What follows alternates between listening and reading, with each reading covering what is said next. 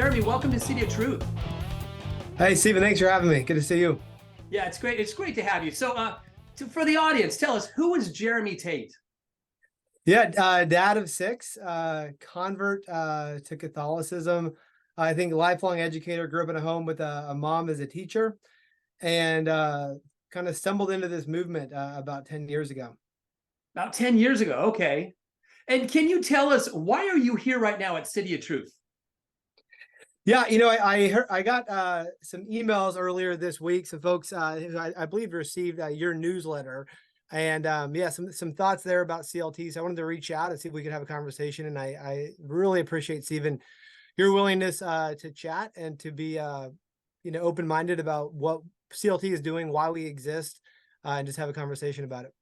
Fantastic. I admire your courage and manly virtue to just hit the nail on the head and come straight after it. I wasn't expecting that. Believe it or not, I was going to reach out and see if I could interview you in a few months. As I did research, I was going to have some friends reach out and ask you, but here you are. Awesome. Yeah. Yeah. One of my good friends is Evan Amato. I saw you on his show on. Is he in Rome or is he? He's in Italy. Yes. Yeah. Okay. He seemed great. Yes. We did one maybe a few months ago, I think. That's right. Yeah. And I saw that. And he's a good friend. He's doing great work over there. So anyway, for the audience, can you just tell us, why did you develop the CLT in short form? Because I'm going to put a link to that interview you did with First Things. Totally. Yeah. CLT was absolutely born, out of an experience working at a Catholic school. I converted to Catholicism in a very strange place. I was at a very anti-Catholic seminary, Reformed Theological Seminary. But the first class I ever took was Church and the Sacraments with an Anglican priest, Dr. Justin Holcomb. And I guess the gravitational pull of the church, digging into the church fathers, my own take was they did not seem very Calvinist. They seemed very into the Eucharist, very into Mary. So I had a bit of a crisis about 13, 14 years ago, and ended up being kind of a black sheep at this seminary. They hardly let me stay. They said to be charitable and not argumentative. So I did an additional 30 credits in Calvinist and Reformed theology as a Roman Catholic when I was there. But what I really wanted to do, Stephen, was transition into a faithfully Catholic school. And so the school I found was Mount DeSales Academy, which is run by the Dominican sisters out of Nashville. It's where my daughters go now. And I was really blown away when I got there. The culture, the life of the sisters kind of overflowing into the whole community and the whole school. I was also very surprised and kind of disappointed when I got a sense of the power and influence of the college board at this school. A lot of what we did to market for students and compete with other Catholic schools even was all things connected to the college board. And so we're marketing on the number of national merit winners we have, which is the PSAT, or how many APs we offered, or the average AP score or average SAT score. And that was surprising. I was also running an SAT, ACT prep company. And I remember tutoring and teaching classes on passages that to me were, they had an agenda, often promoting views of feminism that I felt like were not conducive with the Catholic understanding of marriage and the family. I remember just kind of daydreaming, like, how cool would it be to have something actually rich that we were digging into with students, instead of trying to get them to understand the meat and potatoes of a passage, and at the same time have them not be discouraged by it in terms of what it communicated in contradiction to what we were teaching students at the school. So yeah, it started as a crazy idea of like, well, what if there was an alternative to the college board that, instead of pushing schools away from the tradition, instead encouraged a fluency and a familiarity with it. Yeah. Wow. Well, that's super, super helpful. And you alerted me to something very true that I really couldn't conceive of before yesterday. And that's that your idea against the SAT and the AP and the College Board, which I find fantastic, by the way. Oh, good. Okay. Yeah, I do find that we ought to revolt against everything you just said. It's the right reason to do what you did. But you say you had to play on the same ground as them. And I actually think you're right.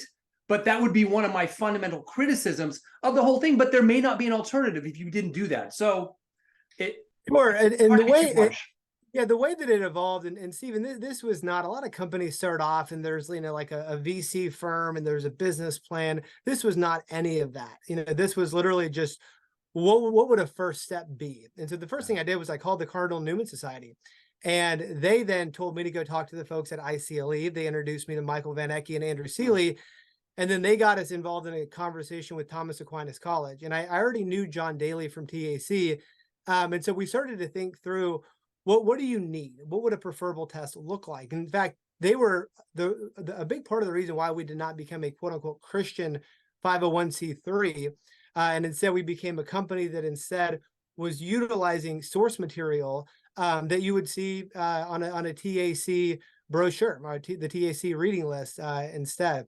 And yeah, and so one of the things they really communicated that they needed was something that would translate to an SAT or ACT score as well. And that's a really tricky thing, because if you're measuring something entirely different, you cannot have a concordance chart. There has to be a degree of overlap to be able to have scores that are then transferable. For TAC, this is a big deal. They're not test optional. They especially care about a math score. And if you get kids that are not ready, they end up having to transfer out, and it messes with kind of the whole class and the cohesion. So they take the test really, they take it very seriously, I would say. And so we wanted to have something that would encourage a fluency with this tradition, but also would be usable by colleges like TAC. Right, right. And for sure, TAC takes the math portion of that very seriously, because it does correlate. It does correspond to something. So my next question you would have been, I'm going to ask this in a little different way, but because on your website, the CLT website, you have a comparison of the SAT and the CLT. But I would be asking something like, in terms of its essence and final cause, can you demonstrate differences between the CLT and the SAT? Yeah, I think the main difference is going to be primarily just source material. And this was very surprising, but I got to meet with the public university through a connection with my dad about a year into starting CLT. And they looked at it and they said, there's just no way we could have an admissions test that we accept here, that would have people like John Paul II and C.S. Lewis on it. And I said, well, I'm not even saying you have to agree with them. I'm just saying, these are two of the greatest minds of the entire 20th century. Why can't they have a seat at the table? And well, we had discovered with the SAT, and I had a hunch of this already, but we had two really smart Princeton students intern the first summer CLT existed, and we had them do an audit on every SAT they could get a hold of. And they found a total of 0 influential Catholic or Christian theologians or thinkers. The only maybe exception was MLK. And even then it was cherry-picked passages that were not drawing from his love, either for the classics or for Christian theology. So really that was kind of the early days, and we've grown since then for sure. Yeah, yeah. Speaking of growing, I saw that report on New College in Florida. That was a good endorsement. That was a good support for you guys. Thank you. Really appreciate that. So now I want to ask some just basic questions, and give me short answers if you can, please. But how does the CLT define an education? It's a great. So what we would say is that the College Board and ACT have championed education as college and career readiness. That's right. And when I taught in a public school, Stephen, I spent my last 2 years asking every class this. In the beginning of the year, I was partly asking because I didn't know. I was having a crisis, like, what is the whole point of school even? And I saw the contrast between what I learned in seminary, where education seemed to be all about the cultivation of virtue, human formation. In fact, they would just call education formation. He's being sent away to formation, they would say. And so it seemed like they were going after something entirely different. When I would ask students, why are we here? What are we doing? They would almost always say something like, to get a better job. And eventually I started writing on the whiteboard, the object of education is to learn to love what is beautiful. And I think that is what we would say. The object of education is to learn to love what is beautiful. It's the cultivation of virtue. And I think particularly Christian or classical or Catholic education, forming the heart to love Christ above everything else. Okay, wonderful. And that almost answers the question, is there a distinction between what's going on in the world today with education and how the CLT defines education? And I think you just said that, because I would have asked, well, how do you guys define classical? Sure. It's funny. We are not, what we wanted to be when we launched was an alternative to the College Board that was a better fit for both classical schools and traditional schools. Again, out of this conviction that testing ends up driving curriculum, but also that testing really is inherently pedagogical as well. people have told us since we launched, multiple choice testing is not really, this is not part of the classical tradition. This is a result of industrial revolution and applying that to education. And it's a symptom of everything that went wrong. How can you be using this? And we tried to say, we know, we don't disagree, but we want to compete with the SAT and ACT. And if we can't have those translatable scores, there's no way we can do that. Excellent. No, I think it's true that in the modern school, that the test drives curriculum and instruction. It really does. Should that be the case anyway? This is really interesting that you asked that. So David Coleman is the CEO of the College Board. He's a bit of a mystery. He's a Rhodes Scholar, PhD from Oxford. And I quote him directly on this. So Coleman says this. He says that it is a statement of reality that teachers will teach towards the test, and there is no force on earth strong enough to prevent that. Now, he doesn't say if this is a good thing or a bad thing. I think actually Coleman would say it's a bad thing, but he still calls it a statement of reality. I think there's merits to both sides. I think it's a separate conversation than, is it a reality? We think it's a reality at CLT.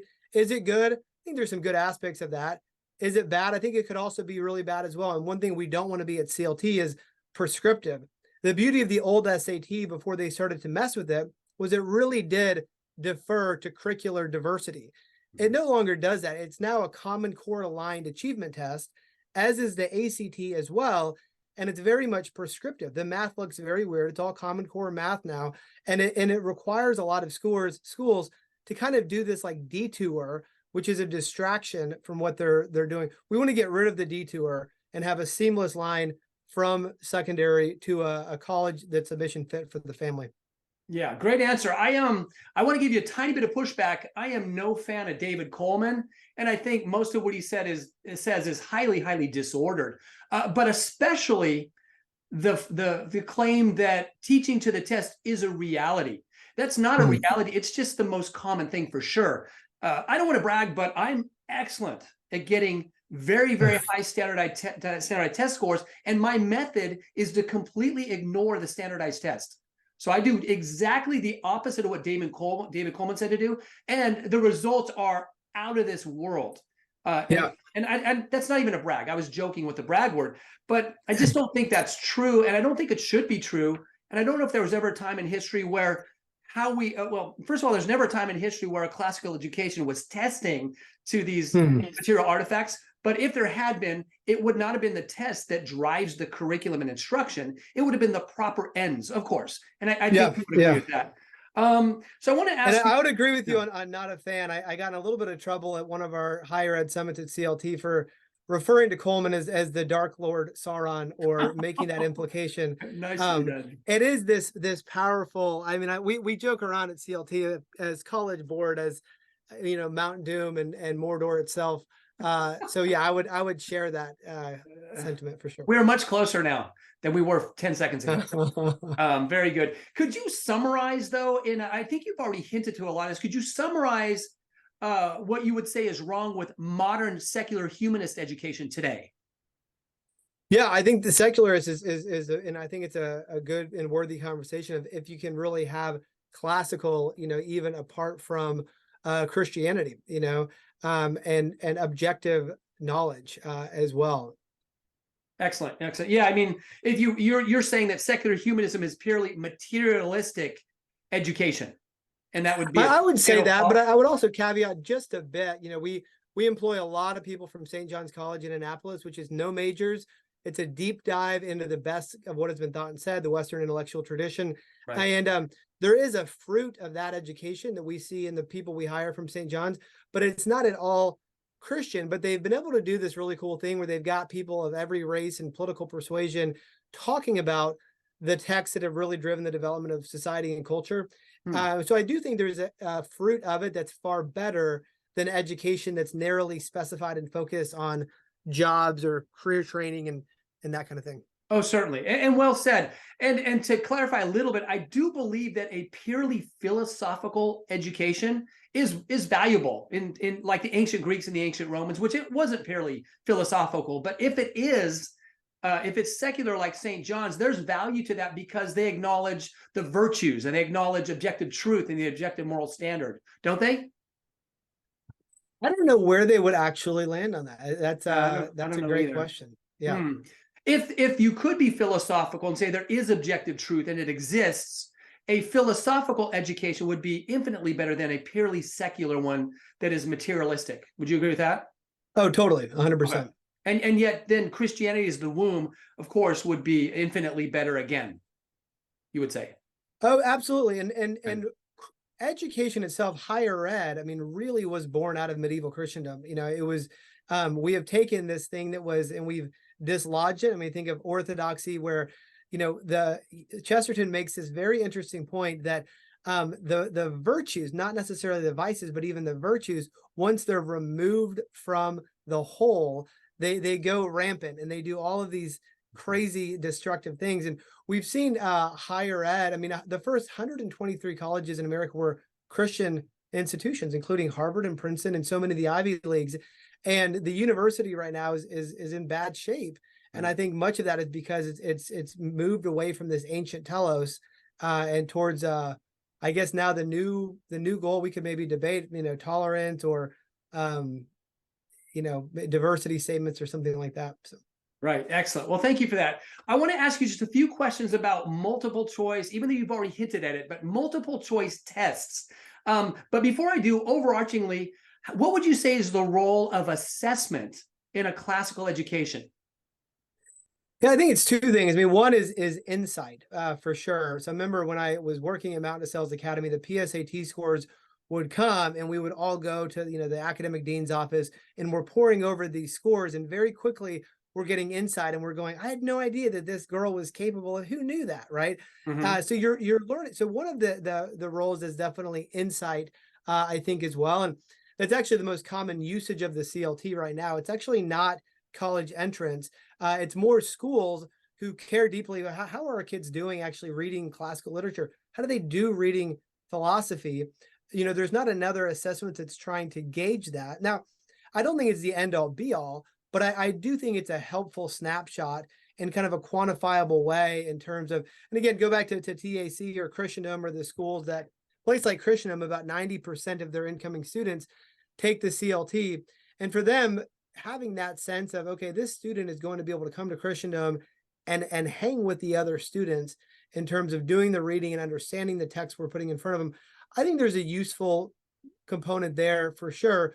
But I would totally agree with you, Stephen. This is a tool that in many ways itself was born out of the factory industrial model of education that came about in the early 20th century. So it's an odd tool, I think, for a company to use that is wanting to be a vanguard or a champion for ancient, traditional, classical, and Catholic and Christian education. Yeah, there's definitely a contradiction to be born out there. And I think that's interesting. But at the CLT, do you guys believe that knowledge is measurable and quantitatively so? Quantitatively measurable? I think apart from kind of these examples of the way that it is useful to a secondary school, if they're going to change their reading list, and one of the ways that it's used at a bigger classical charter school is getting insight into different sections. You know, you've got maybe students with this teacher just did way better.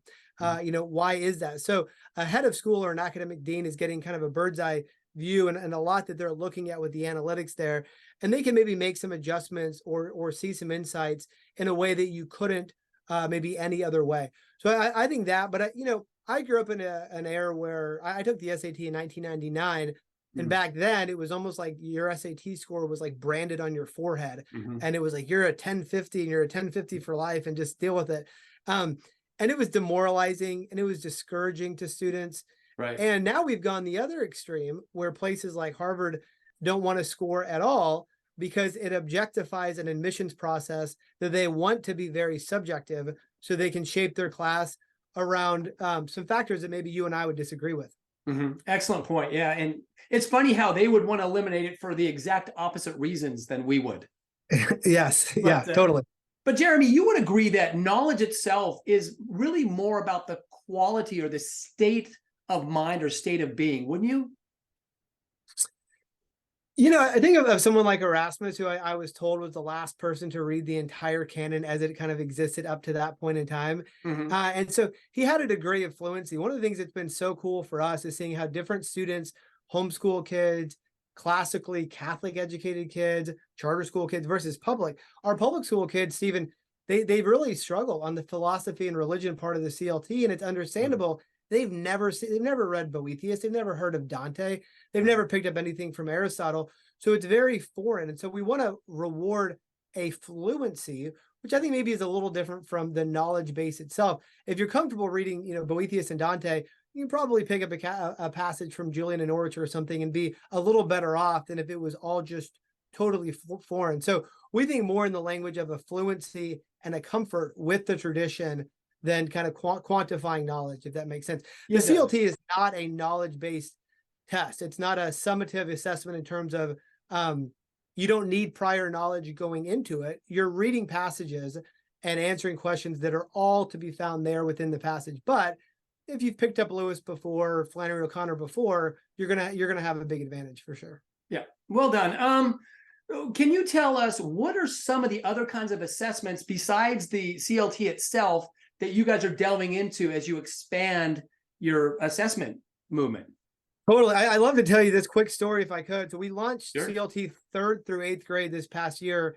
And for years, Stephen, we said, we're not doing it. We're not doing it. We're not doing it. And because what was happening is we would meet with heads of school and they'd say, we love the concept of CLT. We get it, but our parents are going to go berserk if we back away from national merit and the PSAT.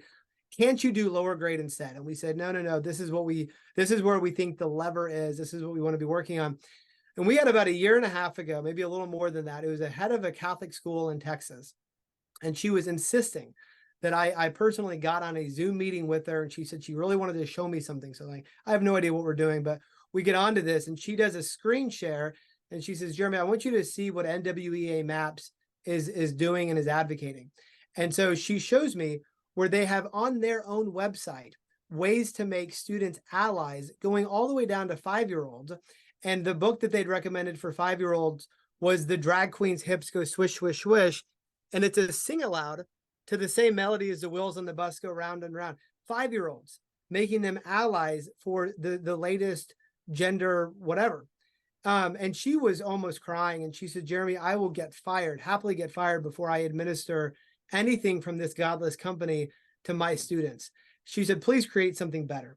And so we hung up and we're like, all right, we're going to do it. We didn't know how we're going to do it, but what we did though is we got teachers like your academic deans at the lower grade level, about 35 of them, to come together, and what we ended up with is absolutely beautiful. They're reading George MacDonald, they're reading fairy tales, they're reading children's poetry. We put that on a test instead. And schools get really, really excited about it. So those are the latest ones. I think that we want to eventually challenge your college board at every single point. And, we're a company as well. We don't shy away from that. We want to be, when we launched in 2015, we said we wanted to be #1 over them in 25 years. It's a very long goal. But I think and if you think about it this way, Stephen, as a thought experiment, if you imagine for a moment that instead of the college board, imagine if you had a group with the mentality of the Cardinal Newman Society or ICLE in that exact seat with that exact same level of influence over American education, the impact would be profound. And I think we all know that. And so that's why we're doing this, and we want to keep expanding what we're offering. Amazing. Look, I'm skipping the rest of my questions because I want to give a summary, because I have either a defense to make or an apology to make. And I think it's a little bit of both. As you know, I work with homeschooling families, all over the world. And I would never, ever, ever advocate scientism or pseudoscience or standardized testing to any of my families. If they've managed to pull themselves out of this godless secular humanist system, I would encourage them to not worry about the testing, but worry about the liberal arts as they lead into philosophy and theology. I would encourage that. So I would never encourage a standardized test, until they're at the end of high school and it becomes necessary to say, if you're going to go to certain good colleges, maybe you take the CLT. I can get behind that. Okay. But I have to say this. I would stand by every single word I wrote in criticism of the CLT as a true assessment, because it doesn't relate essentially and in final causality to an authentic classical education. That's just, I think, de facto ontologically true.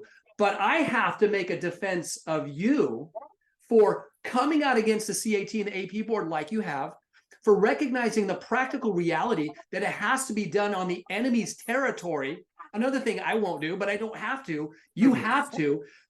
And the good fruit of that is that you have attracted countless really, really good souls. I think the best souls in America on Catholic classical education are drawn to you. And that's something I didn't know a week ago. So I have to give you huge credit for stepping into the fray like you have.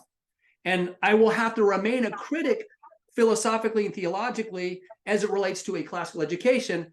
But I am immensely impressed. Yeah, and Stephen, I'm actually not a pragmatist at all, but a lot of homeschooling families, and Laura Berquist is a dear friend. She's actually on the permanent board at CLT, and I would imagine you know Laura, as small as these worlds are.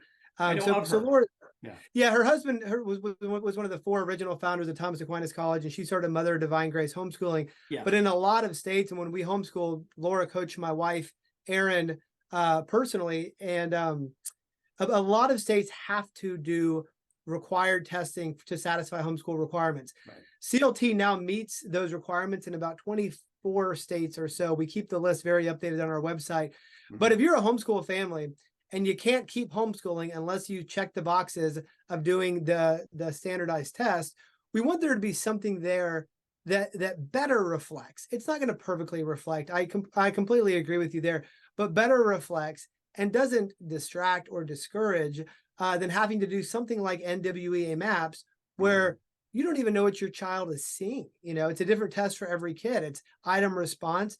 Nobody, knows exactly what, and they normalize a lot of this new ideology in a way that's very subtle, and that's what we want to fight back against. Yeah. Well, congratulations to you and all that. I really need to say that to you. So well done. Thank you. The whole thing. And I do want to give you a moment. If you have any questions for me, that's fine. If not, we can wrap this up. Yeah, I think the question, I'd love to just dig in for a couple of minutes. You've been a soldier in this battle, this recovery, for a number of decades now. And I've learned as well a lot about you in the past week. And I think a lot of people are big fans of your work, of your newsletter.